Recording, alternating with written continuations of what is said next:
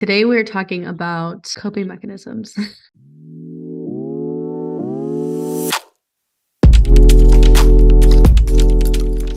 Welcome to the Aligned and Divine podcast. I'm your host, Mercedes Smith. And I'm your host, Olivia Thomas. We created this podcast to have a safe space for you to share, connect, relate, and ultimately to grow. The goal of this podcast is to share with you the strategy and mindset necessary to align with your highest self so you can massively uplevel your business, your relationships, your self-concept, and step into your innate divinity to raise the consciousness of the entire planet. We want you to know that you are always aligned and divine. One of the first things today we want to talk about was coping mechanisms, mostly because I'm thinking about, first of all, where I'm at right now. And we were talking earlier today too about how every time we get to a new level, like there's more healing that needs to be done. There's more work to be done, more shadow work. There's more layers. And, when we're thinking about this podcast, we're thinking about people who are at different stages in their spiritual journey. But most of the time it's people who are just getting started. And when I think about when I first started my own spiritual journey a couple years ago, where I felt like I was really overwhelmed with a lot of information. But one of the first things that stuck out to me was self-awareness. Self-awareness was like, that phrase was something that I heard since I was in high school. If you guys have ever heard of 7 Habits of Highly Effective People, that's one of the keys in one of the habits. Self-awareness is key. And I never really understood what that meant. But when I discuss these coping mechanisms, that's where I personally saw it the most. So this episode is going to be super tangible, really the day-to-day. I think the coping mechanisms are the day-to-day that help you raise your vibration. And they also are kind of like these little checkpoints for you to see where you're at, kind of comparing yourself to yourself, really. And I think a lot of my journey, at least especially at the beginning, I felt like I was always comparing myself to other people, like people who I saw, people who I looked up to when I was, learning more about spirituality, learning more about kind of raising my consciousness and raising my vibration. I felt like I was constantly comparing myself to other people. And so my coping mechanisms were like these little checkpoints for me. Olivia, can you write, because I don't remember exactly what I said, but can you tell the people the definition or what, when you asked me what a coping mechanism is, I know you wrote it down. Yes. So you kind of were talking about how a coping mechanism can be an automatic response to dealing with and processing like a lot of emotions. Like whatever you need to do, like whatever you just automatically go to when you are feeling like sometimes when you're feeling overwhelmed or just a lot of emotions that are inside of you and you're like, what the frick do I do right now? Like what's your automatic response? And I think we both kind of put some examples down of maybe not so good automatic responses, like lower vibrational automatic responses. And some other examples of like higher vibrational coping mechanisms. Maybe we can kind of dive a little bit more into that, but that was kind of the definition that you decided on before, which is a really beautiful definition. Thank you. That's how I see it as, it's just like, because a lot of times when we're overwhelmed with emotion, it doesn't matter if it's inherently good or inherently bad. It's actually not inherently good or inherently bad. How we perceive it can be good or bad, but it doesn't matter whether we're celebrating or we're mourning or whatever it may be. If we are overwhelmed with emotion, your coping mechanism is the automatic thing that you do to deal with that emotion. And most of the time, like I said, it's automatic. Most of the time, you don't even realize it. It's something that you do subconsciously. That is just, you're in automatic mode. That's it. Habit. Yeah, it's a habit and it's literally a habit. And so when we're talking about these different, like each thing can have these different vibrations, but something that might be low vibrational for me could be high vibrational for Olivia or vice versa. Yeah. So whatever it is really subjective to you as a person. So for me, for example, when I think about where I was at the beginning of my journey and I was really wanting to be more aware and more conscious of my decisions and the things that I did. One of the first coping mechanisms that I was made aware of by my ex-girlfriend actually is she told me that every time that I was upset or I was overwhelmed with emotion, that I would either want to eat something or have sex with her.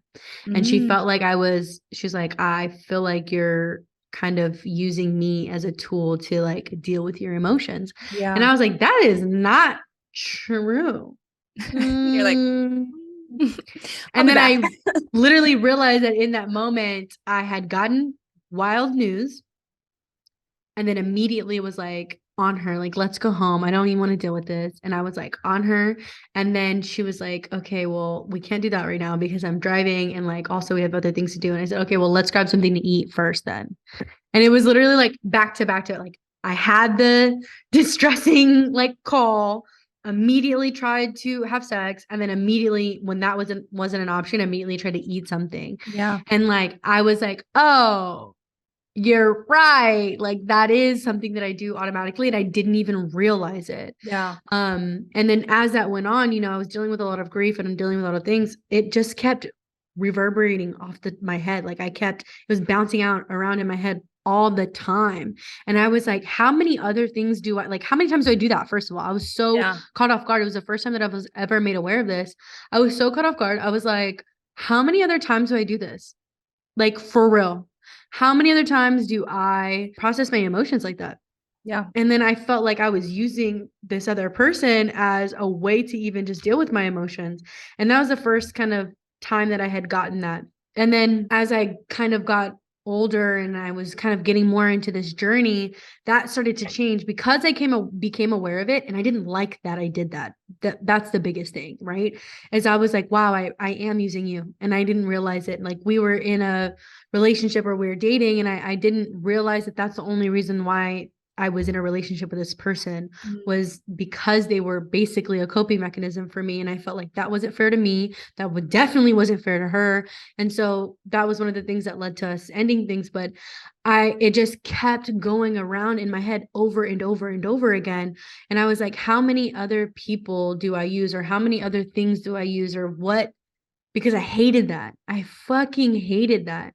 And for me, I had always been like, both of my parents were drug addicts and my mother died of alcoholism. And so I never wanted to be in a position where I used drugs or alcohol as a coping mechanism, right? As this thing that I leaned on. But I didn't realize that was then like because I wasn't using that, I was using sex and I was using food. And eventually in my journey, when I started seeing a therapist in my grief journey, I was diagnosed with binge eating disorder because I would literally, when I say binge eat, I would eat to the point of throwing up. And not because I wanted to throw up. It wasn't bulimia. It wasn't like I was trying to make myself throw up. It was that there was so much food in my stomach and in my like whole system that I was making myself sick. Yeah. And it was like terrible. Fast forward, I've gone through all of these journeys and I'm realizing, oh, the way that I cope with emotion is really important because it is kind of like a building block for my frequency and for the rest of my day and for how I feel about myself. It's this building block. And I realized, and it's not something that I realized overnight. It's not something that took overnight for me to even change. But I was like, okay, if this is the coping mechanism and I don't fucking like that I do that, then the first step is like, I'm aware of it now. Okay. So when I do feel like more emotion, it wasn't just bad things too, it'd be good things too. Where like, I got a new job and I'm like, yeah, let's go out to eat. That's the first thing that I would want to do. That was the first. So that was the first step of like, okay, this isn't just when I'm in a negative space, but also when I'm in a like positive space, how I perceive as a positive space. Yeah. And then I was like, okay, well, I don't like the way that I feel the next day, whether I was having sex with somebody or if I was binge eating, whatever the case may be. I was like, I don't like the way that I feel after. And so then I decided that if I didn't like the way that I feel after, then it's not something that adds to my vibration. It's not something that's higher vibration. Because if you ever, you go to a sound bath, you meditate, whatever you do, some people work out, you're doing a high vibrational thing. Your body is like, it's almost like you could feel the tingles in your fingertips. Like you can feel that energy around you for hours after. And like you can feel calmer, like people call like the runner's high, for example, like they feel that those endorphins run through you and you feel it for hours or even days after. I didn't feel that. Yeah. Right.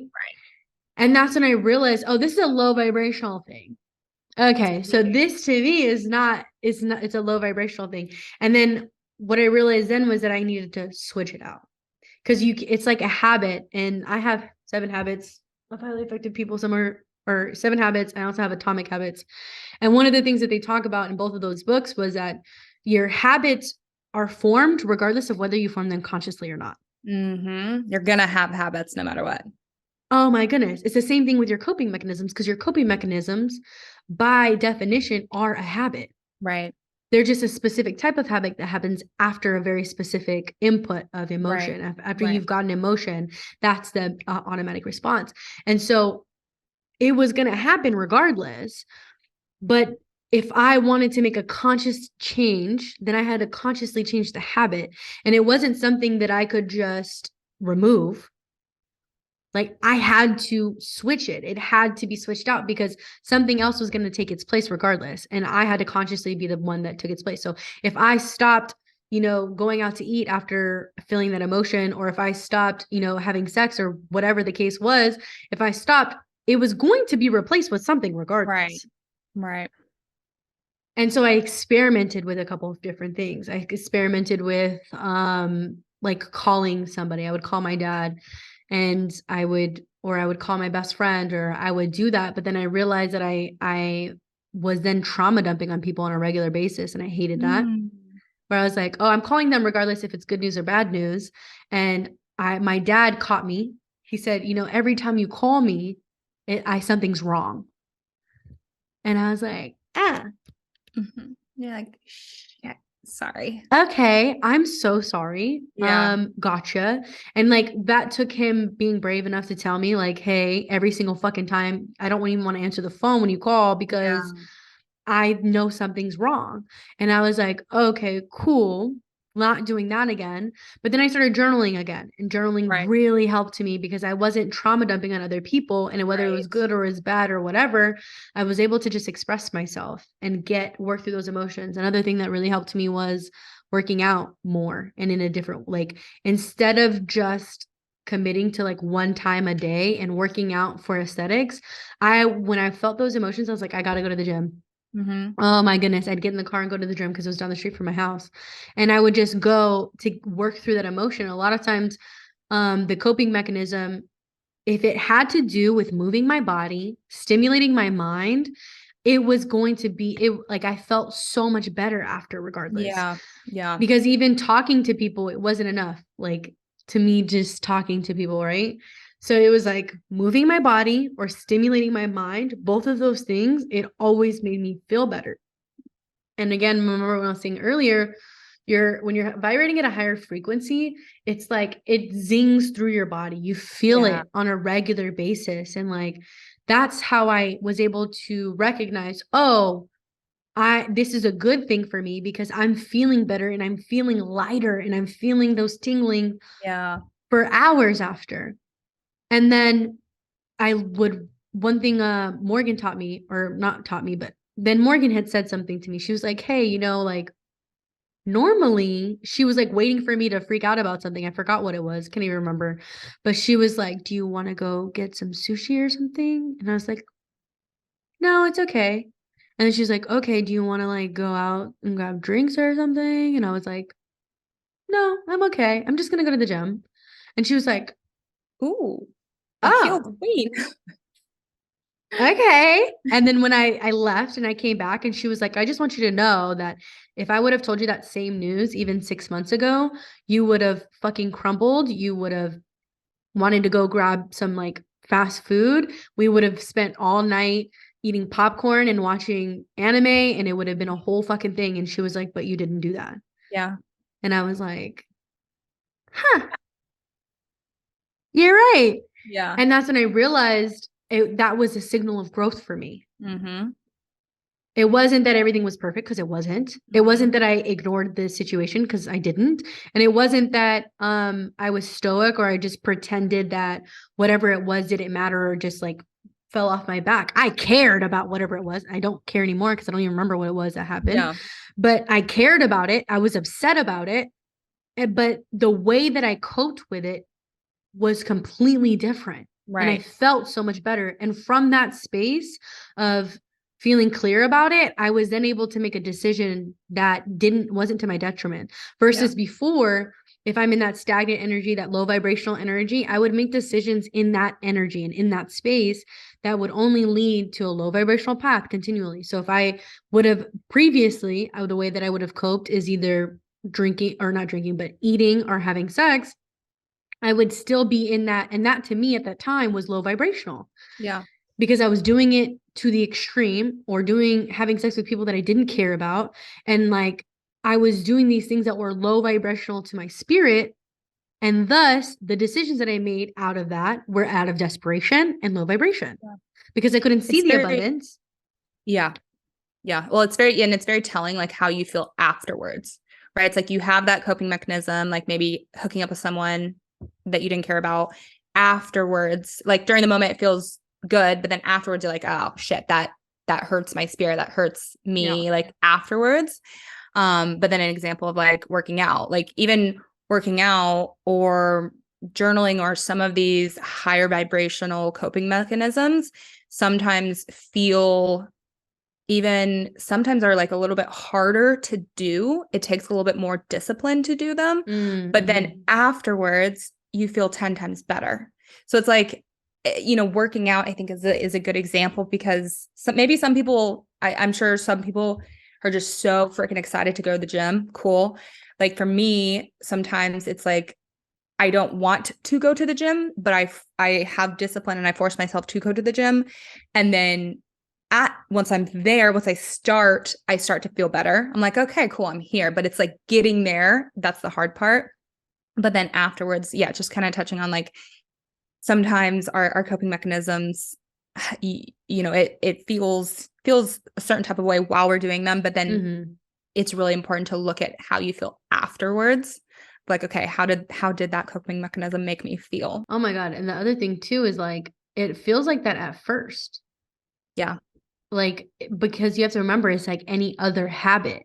And a habit, like it's holding on, it's got its roots in there, right? Yeah. And so anytime that you deviate outside of that habit, it hurts. It doesn't feel safe. Like, and it doesn't feel good. Yeah. To change Because subconsciously and like in our DNA, we think of change as a bad thing because it takes us and it puts us in survival mode. That's literally like prehistoric, like, yes, that's that is like so in our DNA caveman status. So in our DNA, that was like one of the first things I learned kind of on my growth journey. Thankfully, just happened upon this video that was talking about that exactly.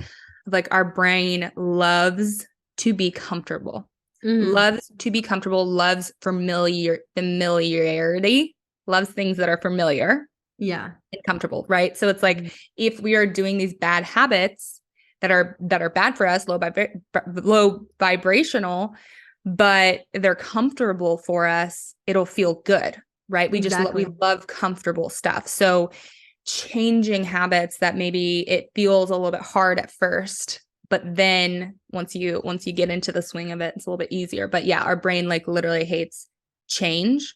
So you have to remember that. You kind of have to remember like, okay, this feels weird. It feels off. It feels hard.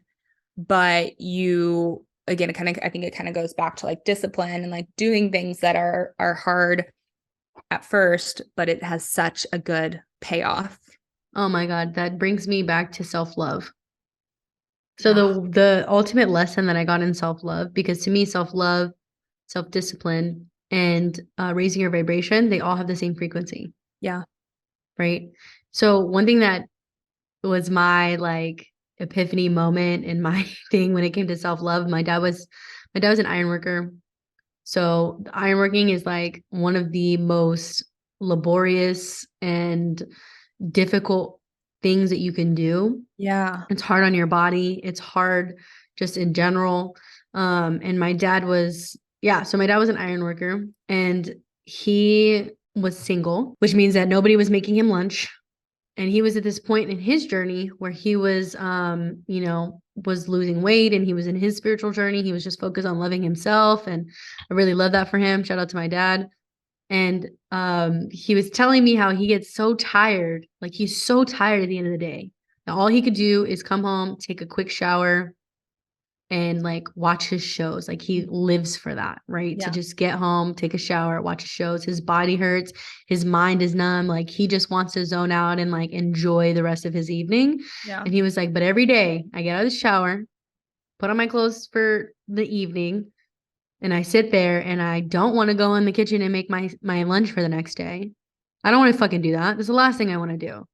He was like, but I know that if I don't make my lunch for tomorrow, then I'm gonna have to buy food from the chimichangas truck. Mm-hmm. And that's how I got as big as I got before. Yeah. Is that I did that every single day because I didn't want to make myself my lunch. Yeah. And he would use, him not having a wife as an excuse, or him not having somebody there to make. He was like, but at the end of the day, it falls on me. Yeah. And so he was like, what I would do is I would think that, go groan about it.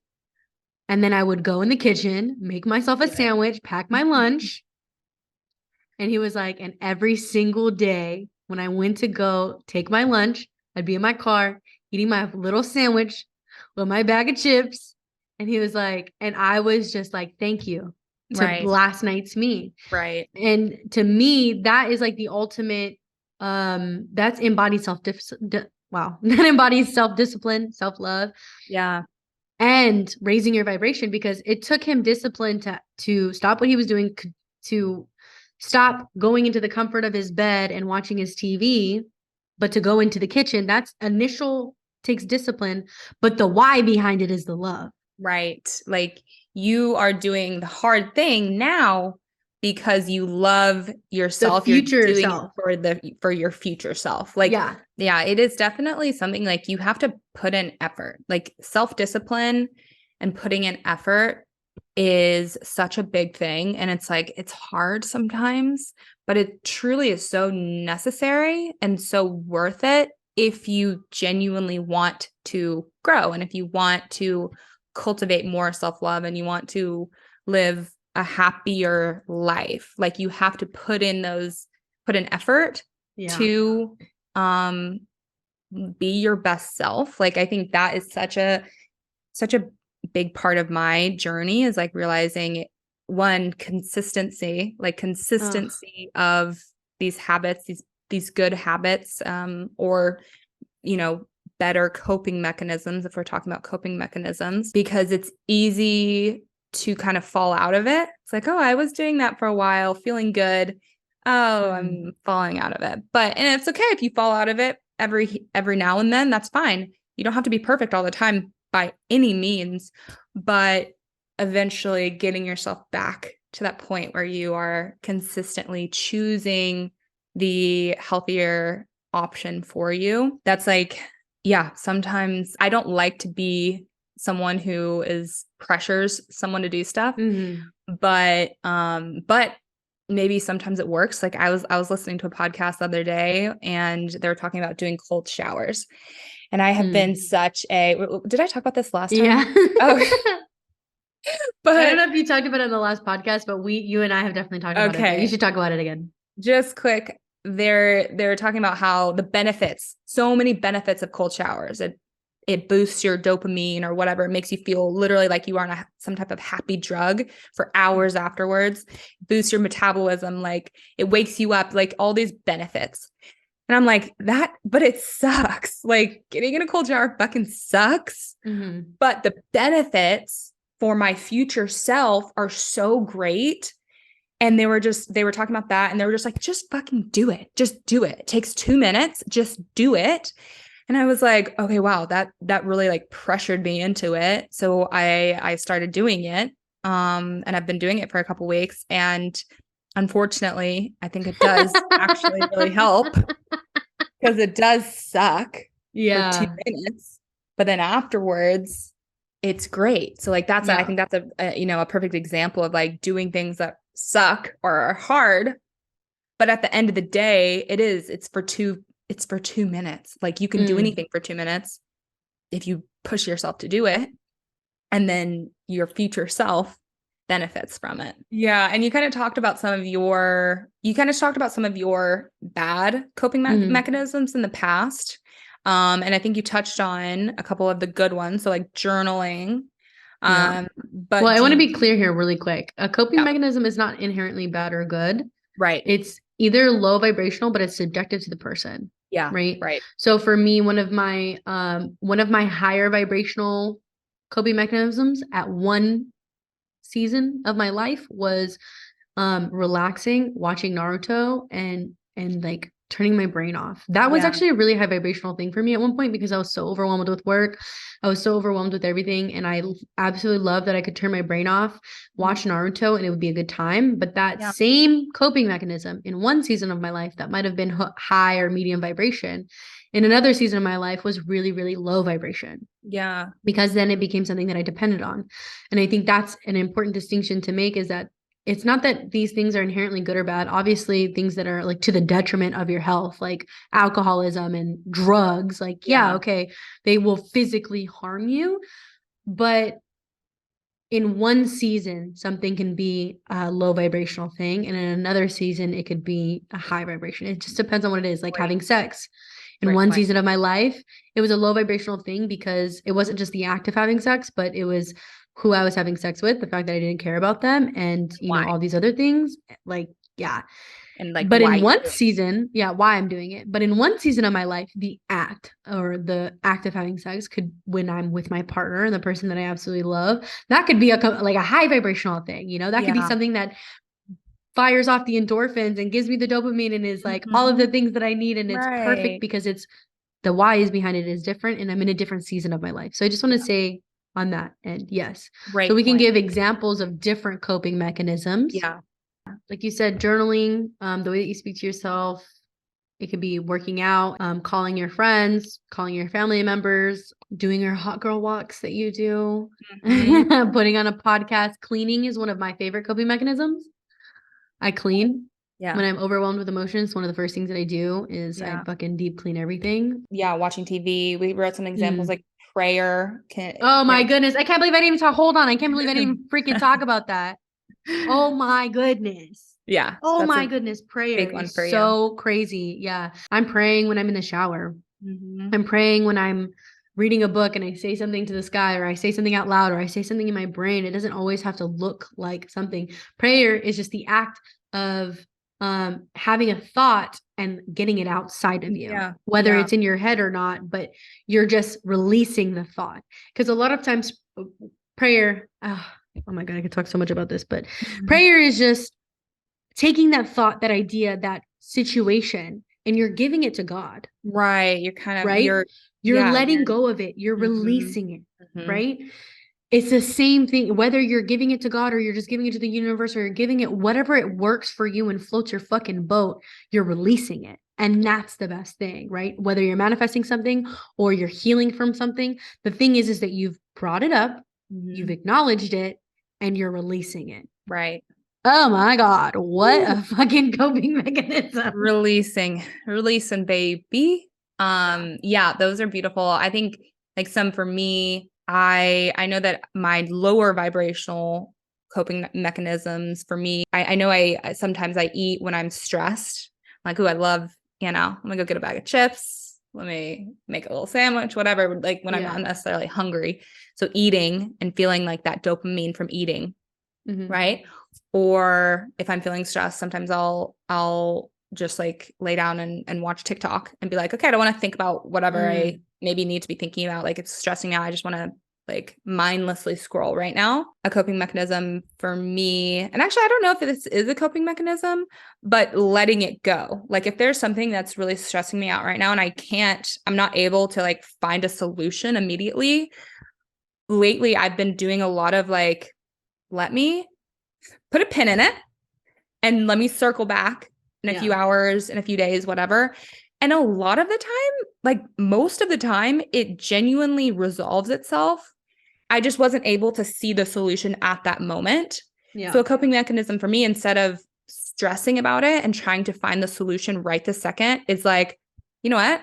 I'm not going to let myself be stressed about this right now. I know I will find a solution, or it will work out, or I'll find whatever I'm looking to find, or it'll just be easier for me to write this email, whatever, after I just let myself not worry about it for a second. I don't think, like, for me, it's very, very useful, and that's very high vibrational. But I could see how it seems like avoidance, but it's not. It's just realizing that sometimes it takes a second for you to like fully process something. Like it's okay to not have to, you don't have to deal with it right this second with, you know, with certain situations. Like for me, if I'm trying to find something, I'm like, I need to find this. This is so annoying that I can't find this. I'm like, you know what? I know I'm going to find it. I don't need it right this second. Let me stop stressing about this. I will find it in a few minutes, in a couple days, whatever. And that's actually been really, really useful for me. Another one for me is crying. I use crying and journaling as such a big coping mechanism in a positive way. Like lately, a big thing I've been doing that I think has been so helpful, which is like if I do feel I'm having a bad day or a negative emotion, a negative quote unquote emotion, it's just like a hard time. I really, really let myself feel it. And I let myself like just get to the very, very bottom of it. I cry often. Oh my God, I cry, yes. you know, once or twice a week where I'm just like, holy shit, I didn't realize I felt this way. And I'm like, okay, let me feel this. Like, I think of it of like, let me feel this as much as I possibly can. And it sometimes helps for me to be completely alone, where I don't really love it. Like, if anyone knew I was crying in that moment, just like let myself fully feel my emotions. And then I kind of use it as like a springboard for my next up level. Truly, like I let myself feel the depths of my emotions and the depths of feeling like shit. But then it's like, oh, okay, got it. I felt that. And it lets me kind of springboard up to my next level because I felt it and released it. I think Oh my that's like goodness. the important part is like feeling it. Let yourself feel it and then release it. So that's a really good coping mechanism for me. And then going on my hot girl walks is a good coping mechanism. If I Your hype me up list my too. hype me up walks, I mean it's like a whole another episode of one of the ways that I raise my vibration is going on my hot girl walks, which I have a note in my phone where I look at my affirmations and I look at my like little moments that make me happy. And I've not forced myself, but I look at them on my hot girl walk and I make myself read happy things about myself. And it hypes me up and it makes me feel so much better afterwards.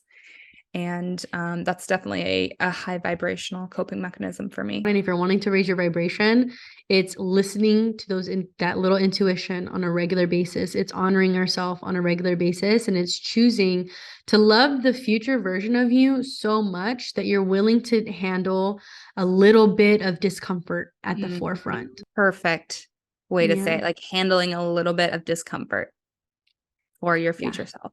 For my future self. Yeah, it's So super duper worth it. Coping mechanisms is really kind of the first step in raising your vibration on a daily basis.